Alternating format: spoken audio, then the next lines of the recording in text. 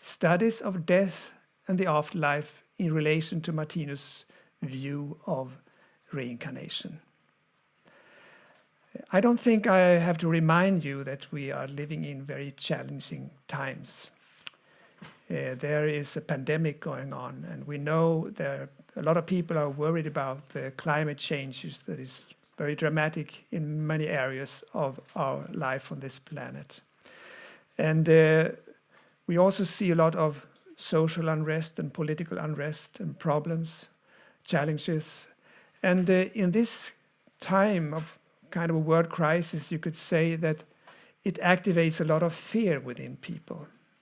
And Martinus tells in his writings that all our fears have the root in our fear of death. And that's why it's also very interesting with this topic about death and afterlife to see what are the basics for our fear of death, and is it possible to change this fear, and will it affect also the way we live? I think we live in a very challenging time in many ways, but also when it comes to our worldview. We know that during the last 100 years, many people have gone out of the churches, so to say, and go into the universities. And people are studying, and the intellectual development has been very strong the last century. But now we also see a tendency that many people are shifting from a materialistic perspective and want to integrate it with the science, also with the spiritual questions that also are very urgent for many people today. And one of the areas where we really are challenged when it comes to the worldview is all these scientific and philosophical questions about what is consciousness.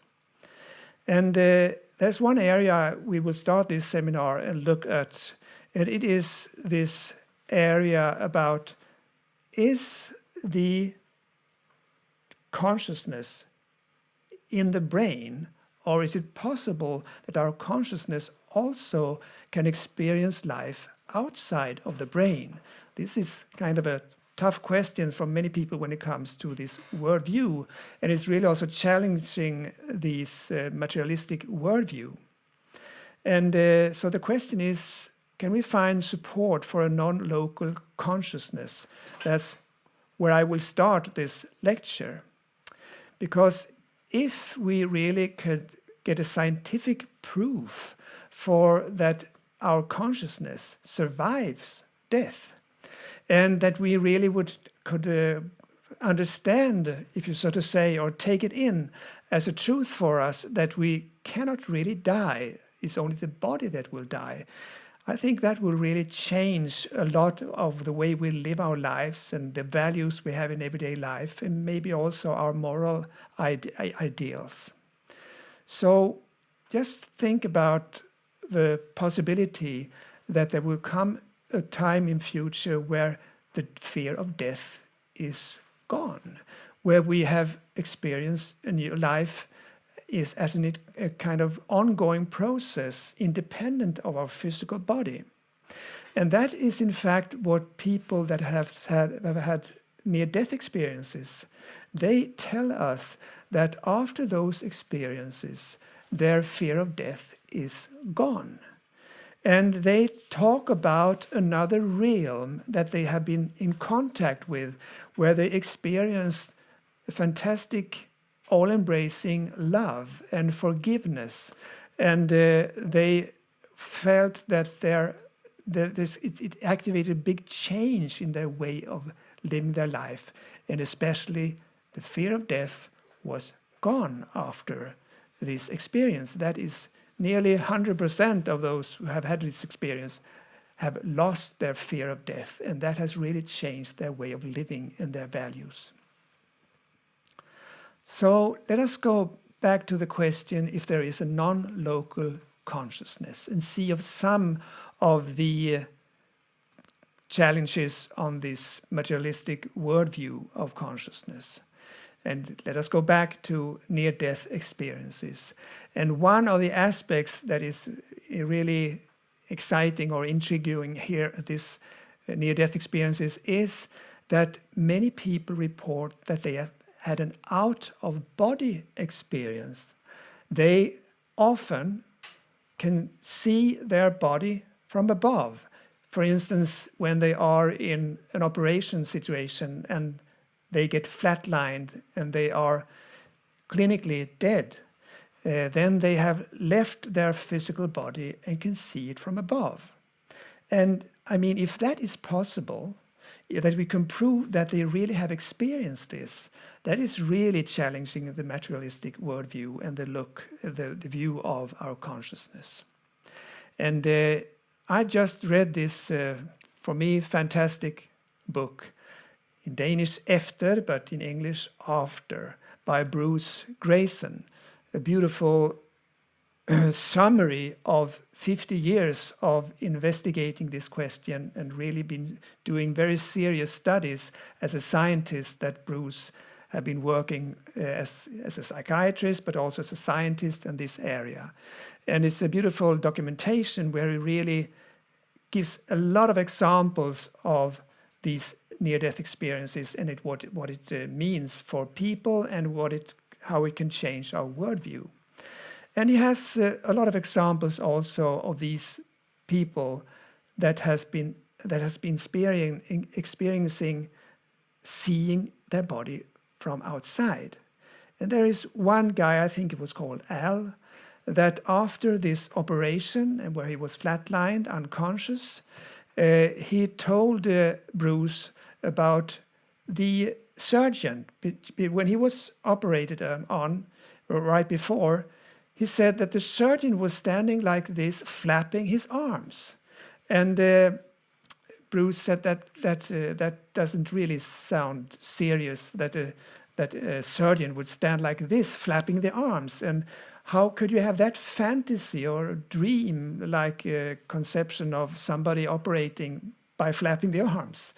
And so he said that, is it okay for you that I talk about your operation with your surgeon? And it was on the same hospital, so he contacted the surgeon and asked him, is it right that you, with the operation of Al, that you were flapping your arms?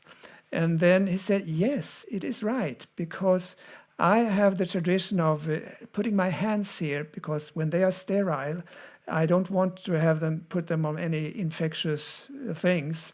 So I hold them here, where it's also sterile on my dress. And to instruct the nurses and my colleagues, I am doing like this to show them, can you do that? And can you get that? And so on. So he is really flapping with the arms when he is doing the operation. And how would anybody fantasize about a surgeon doing this flapping with the arms? So I think it's a very interesting proof that it's not a question of fantasy, it's really something that he has been seeing. And there are thousands and thousands of these stories, and you can listen on the YouTube and with IANs, for instance, where you have a lot of people telling about their near-death experiences. And often we come back to this experience of seeing the body from outside and even hearing and listening to dialogues in the room beside and so on, where they perfectly well can tell what they said and what they sometimes even thought. So that is really challenging for the worldview to see this possibility. And another very interesting thing that Bruce also lifts for us is that the people that have experienced near-death experiences, they go through a very profound transformation. So being a psychiatrist, or as I am myself a psychologist, working with people and trying to help them to transform in a good way so they get a better life and have more harmony within them and have better relationships, it's really challenging to see how people, through some seconds or minutes or hours in this experience of the other realm, so to say, where they experience this total peace and this all-embracing love and forgiveness, and see their life review and see it also in a very compassionate way. They also even experience the other person's experience of them. It really has transformed their personality. So he gives a lot of examples how they go through a process where they, through these seconds or minutes, have changed much more than I could imagine some clients do in many, maybe years of therapy. And if that would only be a hallucination or some chemical things going on in the brain, in a traumatic situation, how could that have such a positive effect on the person? So that's also telling us that it has to be something they really experience that can activate so much of compassion and new ideals towards a higher morality, and they get rid of a lot of materialistic striving, so to say, and go into a more loving and compassionate way of living. So that is also really interesting to see that the consciousness have experienced something that is transforming their personality so deep. Another area where there are also scientists very deeply involved in the University of Virginia, and Ian Stevenson started this with the memories of past lives with children, and Jim Tucker have continued this science, and a lot of reports with children that tell, maybe when they are 3 years old, 4 years old, 5 years old, they tell a lot of details of another lifetime.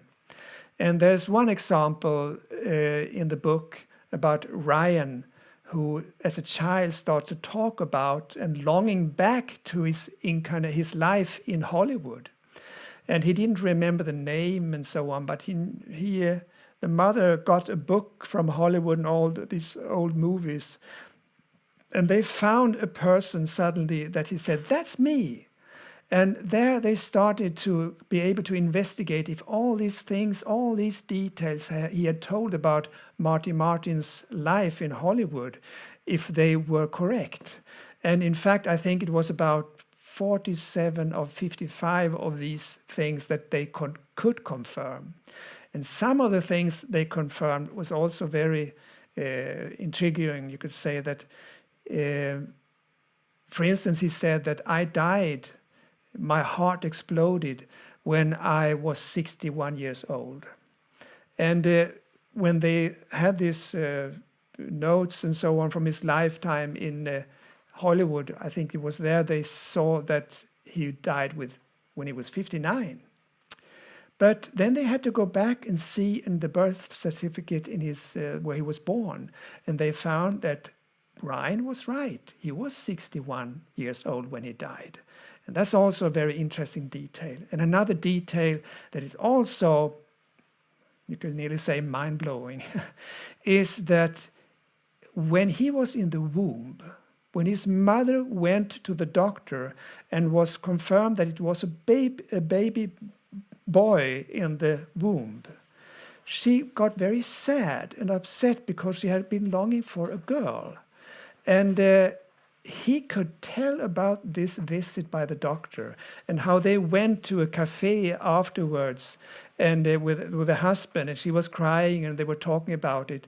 And he could tell about what they said and the situation. And that was when he was, or you could say, in the incarnating process. So that also shows and supports this thought of a non-local consciousness, and that we are not totally new when we are in the fetus in the womb and are growing as a little baby child. So there are some challenging thoughts about this and support for this non-local consciousness. Another interesting area is this concept of the cosmic consciousness that Richard Bach brought up in his book. I think it was published 901, so it's more than 120 years ago.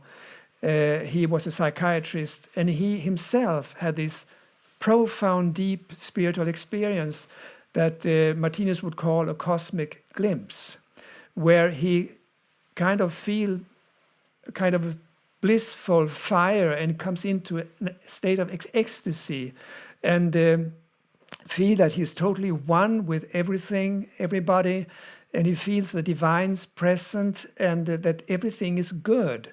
And this strong feeling of love vibrating in the universe.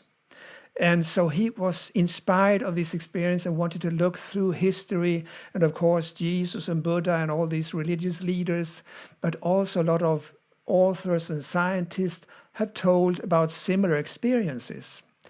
And there they come into a realm that is very similar to the things we hear from the near-death experiences. So it is like a veil. When we can put it aside, we come into another way of experiencing life that is very blissful and very loving. So Martinus' work, the Third Testament, his spiritual science, has its background in that he himself had this profound cosmic consciousness that was evolving in his consciousness through a strong experience when he was 30 years old. And he could, by will, focus on this realm, and all the answers was intuitively streaming into his consciousness. And that is the background for his whole works and all his writings.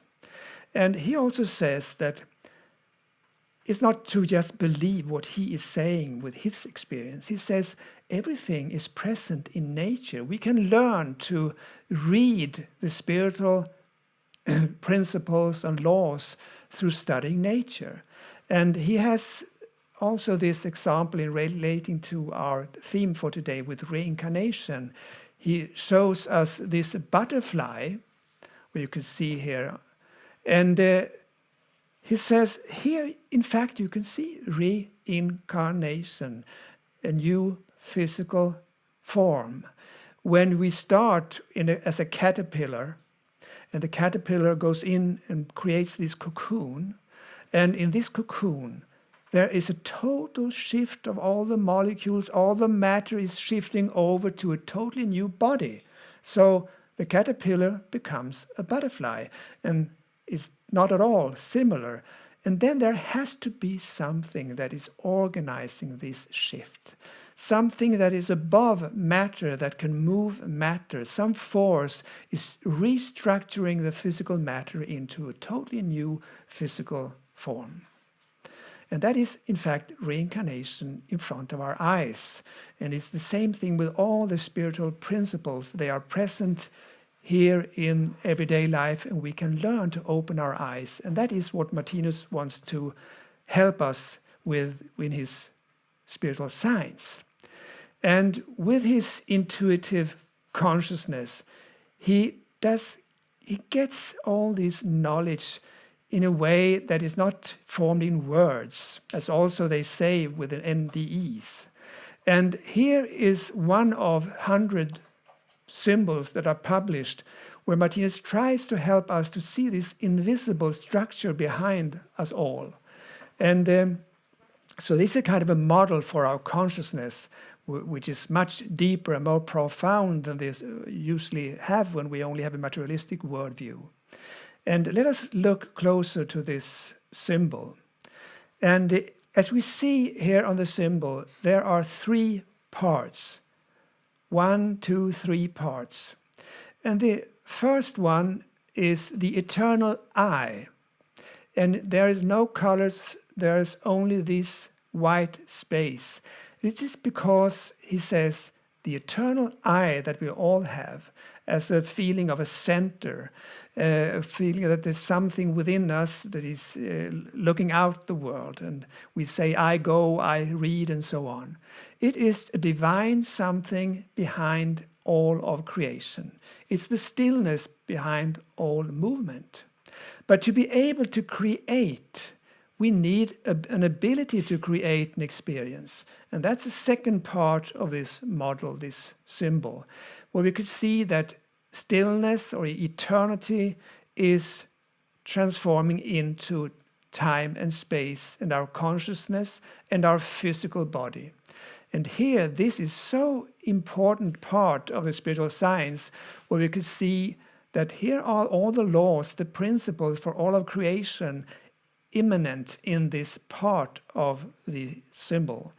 And we can say there is an eternal structure for all parts of our consciousness. And he says there are 6 basic bodies or energies in our spiritual structure. Is the energy of instinct, energy of gravity, energy of feeling, of intelligence, intuition, and memory. So here are the eternal structure behind, and here are the time and space related talent kernels. So all expressions in our consciousness, the way we act and think and feel, are rooted in these talents. And it's the same thing for all manifestations around us in the universe. If it is the solar system, the planet, or an organ, or a mouse, or an ant, or whatever, there is this eternal living being that has the talent to create this type of unique body. And behind the physical body, there is this eternal consciousness that can incarnate and create new physical bodies. And Martinus says that these 2 parts that are unknown for us so far, where he really uses a lot of time to describe them in his works, he says they are this kind of super consciousness that lies behind all of creation. And he describes it here in this quote: because of that super consciousness, the living being creates his own reincarnation. In other words, it is the true master and creator of all his incarnations and rebirths. It is by virtue of that super consciousness that the living being has an unbroken existence and renews its bodies and tools for manifestation. So the super consciousness is the source, and this source within us is connected with the totality of life, or we could say the Godhead, or the divine, or the source. We are all connected through our eternal part with the totality of life, the whole universe, so to say. And from this eternal part, we create our incarnations. So this is reincarnation symbolized here. And we see Martinus tells us we are going from more dark incarnations to more light incarnations, if you look at it in a big overview. So why do we evolve? It is because that all the energy, the thoughts, the feelings, the actions that we are sending out in our dialogue with the universe, they will come back. We know it from the Eastern religions with karma. From Christianity, we talk about as we sow, we reap, and so on. And in all these religions, in different ways, we learn that there is kind of a meaningful and purposeful process in the universe, in our personal life. So all of our incarnations are streaming out of our eternal body, so to say, and our super consciousness. And it's interesting with the near-death experiencers. They say that when they were on this other realm, on the spiritual side, they say that there it was just a fact that the golden rule was kind of a law. It was not something that religions have influenced us in and told about only. It is in fact something that is. The golden rule is telling about the state of the universe. It's like Newton, he didn't invent gravity. He realized that there was a law of gravity. So that's very interesting to see how the people with the near-death experiences, they see this golden rule. It's present in all religions, and it is the way life is structured. And I guess that's also why they often come into a more striving after practicing the golden rule to behave towards others as they want to be met themselves. But creating consciousness is really an organic transformation of consciousness. It's an evolutionary process. And here Martinus gives us a concept of knowledge. He says knowledge, that's behind everything. If we look in nature, we look at a plant, there is a knowledge for creating a plant. And all the beautiful way the cycles in nature are working, and within our body, it's really relieving for us that there is a knowledge incarnated in everything. That's why I say it's so important for us to learn to see these three stages of knowledge. He says, we have a first stage where we become aware of something that we want to learn. For instance, maybe I listen to a person playing the piano and I get inspired. And then I start to practice. That's the next state of knowledge. I get quite another more profound contact with the knowledge when I try to practice it. And after a while, I've been practicing playing the piano, it becomes see knowledge. It's an automatic function. I don't need to think, where shall I put my fingers? They are doing it themselves. And when you become a genius in playing the piano, then you have really this see knowledge on this musical area of life, so to say. And it's the same with all the characteristics, all the thoughts, all the feelings. It's a question of talents that we've been building up, and the knowledge is growing within the area we are practicing.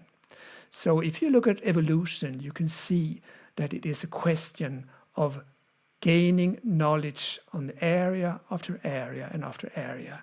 And if we look at our own state of consciousness, we have a part of our consciousness where we are day conscious and we are longing to create more knowledge or a talent in a certain area. That's the A knowledge. And then we have another area within our personality and life where we are practicing these ideas and longings, and we are growing in that area. And we have a lot of automatic functions. For instance, just look at our body. We have all these organs. And when a child should start to walk, they see others walking, and then they start to practice. And very soon it becomes an automatic function for them to walk. It's the same principle behind all our functions. They have gone through these stages. And that's the same thing in nature, in everywhere, that nature and our body and our consciousness is a question of knowledge that is built up through the evolution. And when we have learned something, we want to learn something new. And out of hunger and satiation, we continue the process of evolution in an organic way. And this organic process is also presented here in this symbol. We also often call it the main symbol, the eternal word picture. And we see also here this eternal I within us as the dots, all the individuals in the universe of all kinds. And we can think that we can realize that behind all the colors there is this white background that shows that we are one. We are united with the divine, with the totality of life. And here we, as an individual, in a dialogue with the divine, with this realm of consciousness, we are creating this consciousness in this creation that we see here, the third part, the creation of these physical bodies here and also our consciousness. And it is an evolution because we always are in a process of learning. So if we look back in our history, we can see the minerals. They are not aware in the physical world. They are spiritual beings in a way, but they are longing into the physical world. And the plant kingdom is the next part of the evolution. And then there we go over to the animal kingdom. It's a very, very gradual process over millions of years. And here we have humanity. And we are, in fact, heading out of the physical matter and this world of resistance and are heading for this cosmic consciousness. Everybody, it's not only Martinus or Jesus or Buddha and so on, having these strong experiences. We are all heading for the same state. We are all on this road or to initiation. And then we have go into the spiritual worlds here, where the real human kingdom, the kingdom of wisdom, and the divine world. And interesting enough, there is a cycle here. And the cycle is a principle of life. We know it from everyday life, that we have day and night. It's dark in the night, it's light in the day.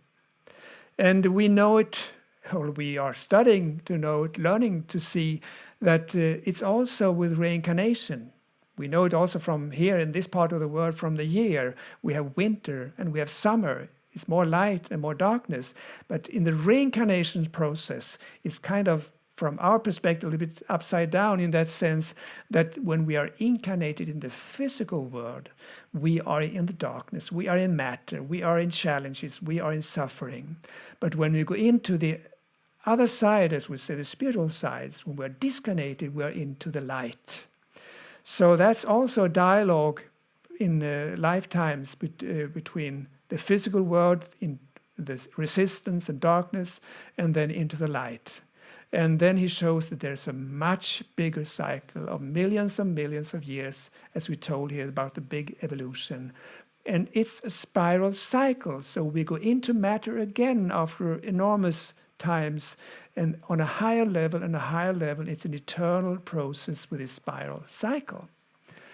So what will then be the consequence of, if we can take in or make it our own knowledge to see this in nature and so on with reincarnation? If it sounds inspiring for us, how does it change us? Well, I will take just some of the consequences of reincarnation, and Pernilla and Solveig come back to more of the consequences. And one thing is that it's ourselves walking through history. We have been, when we study history, it's in fact our own evolution we are studying. That means also when we look into the future, it's our own future. We talk now in this climate change period about that we have to leave a better word for our next generations. And in fact, it's also our coming incarnations. So it's also our own future. And some people get inspired to do more and not be so uncareful with life when they see that we are also a part of it. And another aspect is that our evolution and all living beings have a purpose and a direction. When you think that life is just a coincidence, that is a natural consequence of the materialistic worldview, there's no direction. We're not heading anywhere. We are just living this single life. But when we are a part of evolution, of course, there is a direction. And the moral ideals we have about neighborly love and the golden rule, that is something that is our own future. We are heading for that state of consciousness. So there is a direction. And also, if you go back to everyday life experiences, you could say that when we reincarnate, we gather experiences from lifetime to lifetime, and they are all enriching. They are all widening our understanding of each other and life. So we are growing not only by the pleasant experiences, but as we will come back to, really by the unpleasant experiences. They develop our understanding for our neighbors, for other beings, not only humans, but also animals and nature. So all these experiences are growing, and we are enriched by every experience. Nothing is worthless. Everything has a worth for our development. And as a psychologist, I also find it very, very interesting with the way we look at our personality. And we know there are a lot of psychological models that tells us that we have an unconscious part. And with a perspective of reincarnation, it grows immensely. It's an enormous growth that also can help us understand the challenges we go through, maybe the phobias we have. And also when we look at YouTube and see these small children, 4 years old, playing the piano as a beautiful artist. And where does these talents come from? when you have a reincarnation perspective, it's not so funny to see this. Well, it's interesting, it's funny in one way, but it's quite natural to see that somebody have these genius talents from past lifetimes, and it's very easy for them to activate them. And some of us are new beginners, and it takes some lifetimes to become a genius, for instance, in music. And in that perspective, reincarnation is really opening up for a very bright future. It's a very optimistic worldview we are studying when we come into reincarnation because of this growth also of humaneness.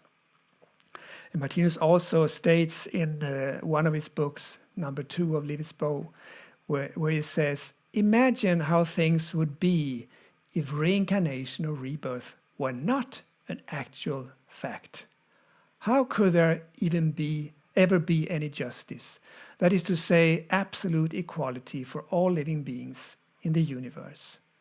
And I think that's a very interesting way of looking at life that also is connected with many of the people that have these near-death experiences, where they feel that they are really one with everybody. And when we have reincarnation, we all go through different challenges in different lifetimes, and we all change roles from lifetime to lifetime and have the big learning process to understand what neighborly love is. Okay, thank you. That was the first lecture in this seminar, and now we will have a little pause.